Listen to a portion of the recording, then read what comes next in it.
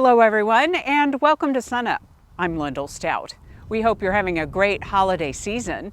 It's the time of year when we like to look back on the past 12 months and look ahead at what the new year may bring.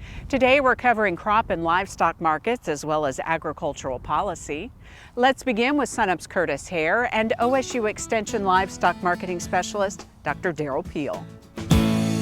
It's that time in the show where we talk to livestock marketing specialist Dr. Derrell Peel for the end of the year wrap-up segment. So Derrell, it's been quite an interesting year. It has been a very eventful year for cattle markets. We've continued to see prices develop strongly in the face of ever-tightening supplies of cattle through the year.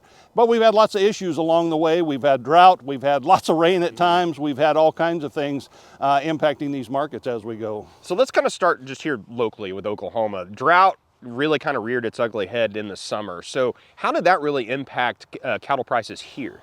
Well, I think what happened in Oklahoma, because it was so dry in July, August, September, and through most of October, we saw early movement of feeder cattle this fall, and so we had big runs in September and October, and then that led to tighter runs after that because the cattle moved. And so it changed the timing of cattle. It put some additional strength in the markets late in the year.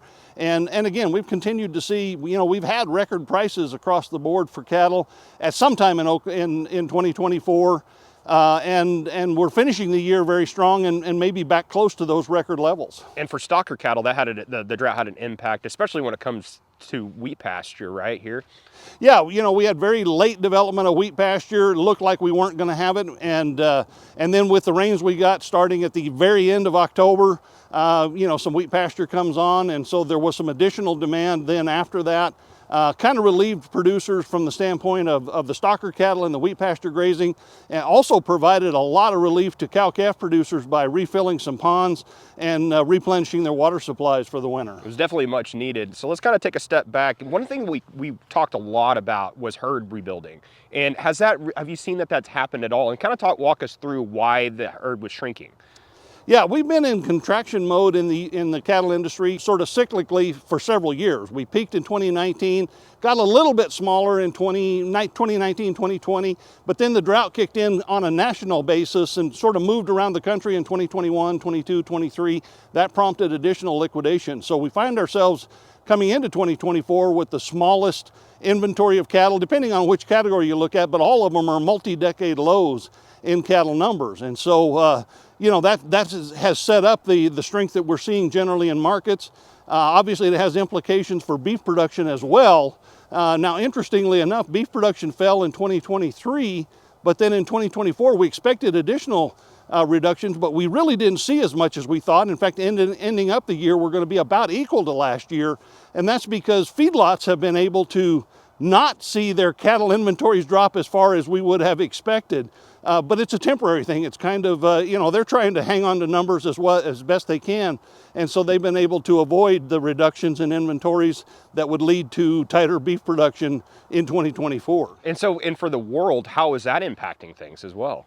Well, we've had pretty strong global markets as well. Our trade situation, it's evolving as expected. Given the U.S. situation, we're seeing increased beef imports because we've got tight supplies and high prices in the U.S. We're also seeing some reduction in exports because we don't have as much beef and it's very expensive.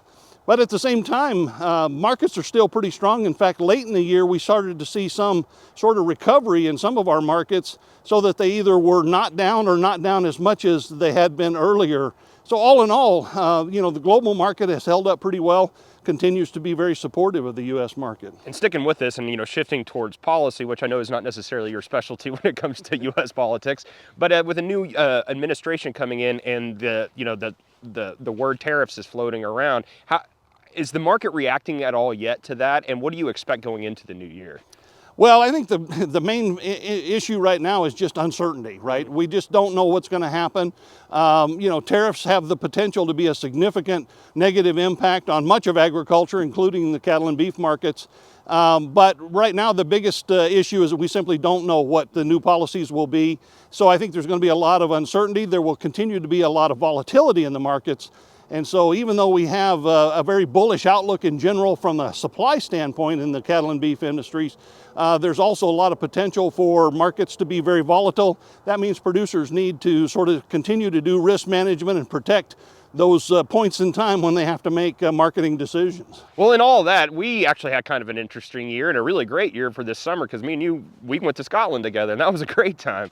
Yeah, you know, as part of a study abroad course, we got the chance to go to Scotland and look at agriculture over there. We were able to visit the University of Edinburgh vet school and do a number of interviews and see a lot of things, as well as to be part of the student activities when they first arrived in the year. So another good trip. Yeah, and just seeing how you know, cattle production works over there was really, really interesting to me, because we get to talk about it here in Oklahoma in the cold, but over there in the wet and the muggy, it was just a little different experience. Very different. You know, a lot to learn about these markets. They are very global in nature, so a really good experience for us as well as for the students. All righty, thanks, Derrell. Dr. Derrell Peel, Livestock Marketing Specialist here at Oklahoma State University.